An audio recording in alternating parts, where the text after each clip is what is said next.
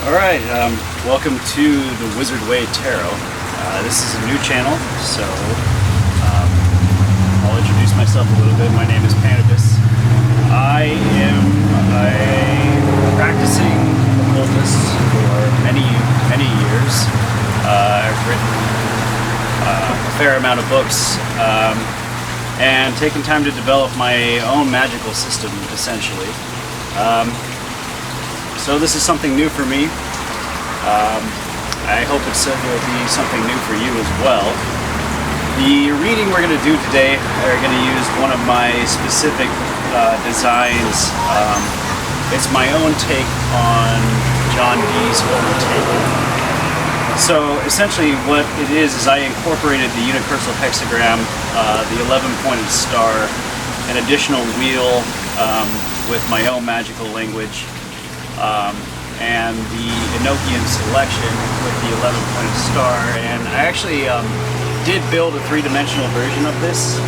So I have a 30-dimensional version, and then I'm going to be utilizing this specific one for this reading today.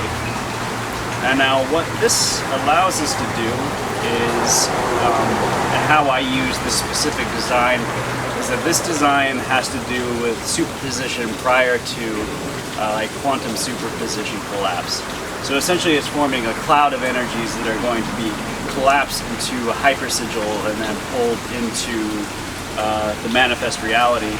So first we will analyze the forces around the universal hexagram. These are our invariants that we're working with at this time. And then and if you look at the wheel, basically each of the invariants coordinates to a letter on the wheel of my own magical language. And then we will be using the 11-pointed star as a further in-depth, detailed reading on the forces that essentially force the superposition collapse into the physical reality. So we'll begin now. The first card I pulled for the reading, I actually pulled before we started rolling, was the Fortune card, which I have come to essentially relate with destiny. I see that fortune is either read as fate or destiny, where I interpret destiny specifically as the reality you choose through interaction and assertion, and fate is what I see as what happens if you leave it without.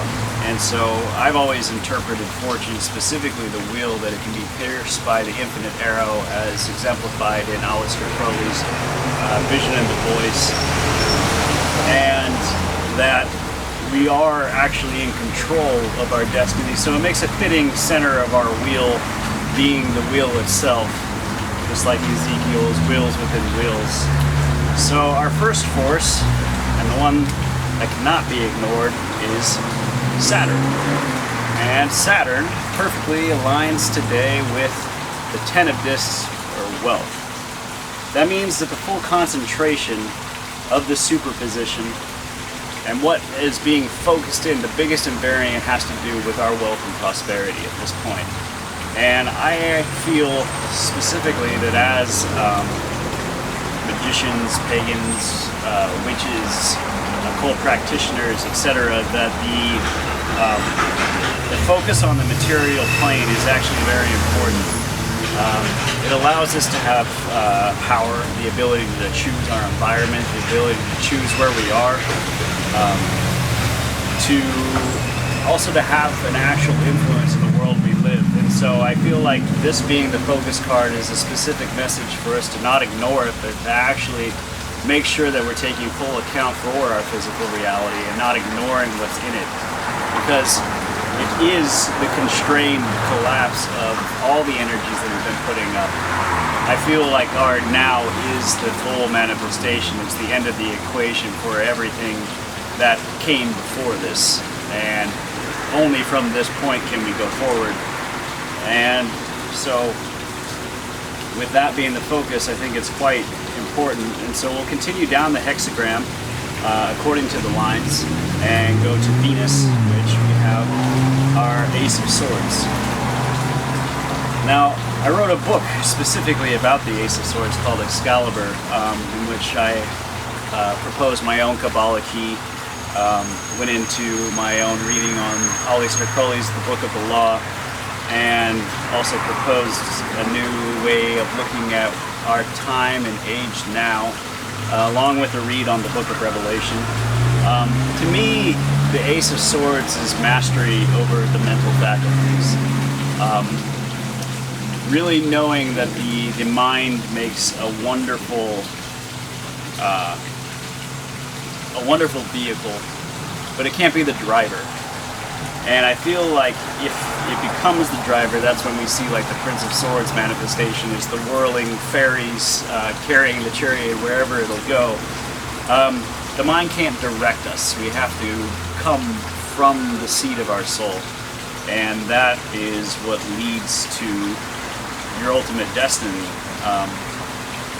So we'll continue. The hexagram goes back up from Venus, up into Gebra, which Gebra is the universe. Now specifically with Gebra being the universe, and Gebra is associated to Mars, the Mars force, the number 216 specifically. And with the universe is essentially the full system of constraints that define our physical reality, that define our perceptions, the reality that we project as well. It's interesting too because it comes with the four beasts of the apocalypse around the corners, each of them representing the different amalgamations of the elements, fire, water, air, and earth, which personally I choose to see as our input integration, our spatial awareness, our object-subject relations, and also our temporal awareness, which in combination I believe forms the full projection of our reality. So it's showing that with the Mars force concentrated specifically on the constraints, it's channeling us through a trajectory. Another secret is that 216, right, for Gebra, is exactly double of 108, which represents Saturn. And the universe being specifically the Saturn card, 108, 216 it's a concentration of that energy. And the Mars force specifically is able to direct where Saturn can go. And as we see that shows that we are directing Saturn and our constraints in the best way possible, essentially for the secret marriage of Gebra and Netzach, or Mars and Venus in the central sun, which is we have as our fortune card at the center.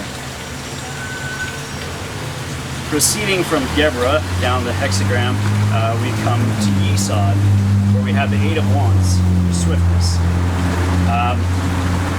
I do a year ahead spread every year, and I had a year ahead spread with the Eight of Wands as the central card, and I have to say, when it means swiftness, it means swiftness. And with being positioned in Yesod specifically in the subconscious, that means that there's a lot of momentum that's already there.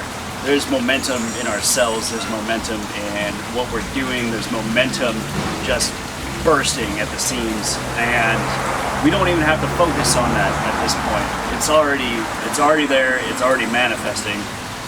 And so that brings us to Jupiter going up the hexagram for our expansion, which is interesting because it's exactly Jupiter card, Four of Cups, luxury, which matches exactly where we're sitting now, a very luxurious and open stay.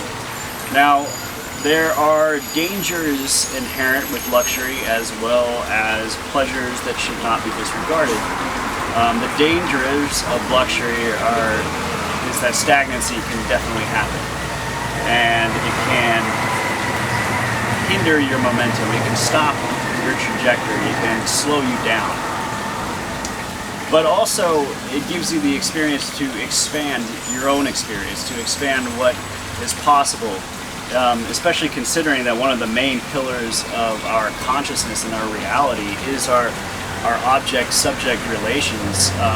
Even being in luxurious environments and having the experience of luxurious goods, foods particularly, can completely expand your awareness and your consciousness.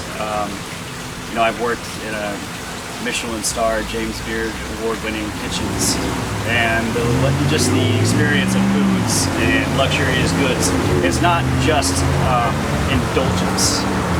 There's also opportunity in it, and it can literally become part of who you are in a way that allows you to be more expansive than just you know, just seeing it as something that's bad. And it also can't be the end-all be-all as well. So luxury being in Jupiter is honestly where it belongs, but let's not stay there. So now we go back down the hexagram through our central sun, crossing just like the infinite arrow with the Eon into Hod, which is our Mercury position on the wheel. Now the Eon, being specifically the energy that proceeds down from Hod to Malkuth, shows us the event stream. In my own framework, it's X star sub T is the event stream in which reality wraps, essentially. And basically, so within the constraints, there is a trajectory of events and motions, and what we are always experiencing and what is always now is this X star sub T. And so the event of the Eon of Shin coming down through Hod is perfectly placed. It's directly below our constraints, with the universe being directed by our Mars energy, and that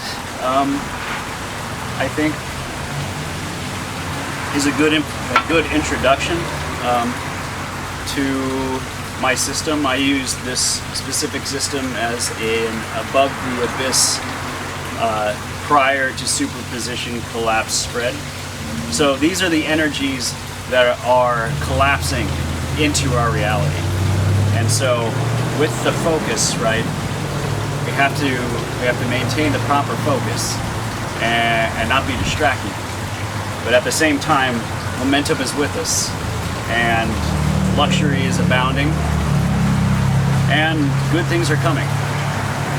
And that is the crux of this reading. So if you like this reading and you like this brand of reading, I aim to continue it and expand upon it and get more in depth with different aspects. If you have any questions, please leave comments. I can answer any questions you have in the comments. If you like it, please like and subscribe, as this is a new page.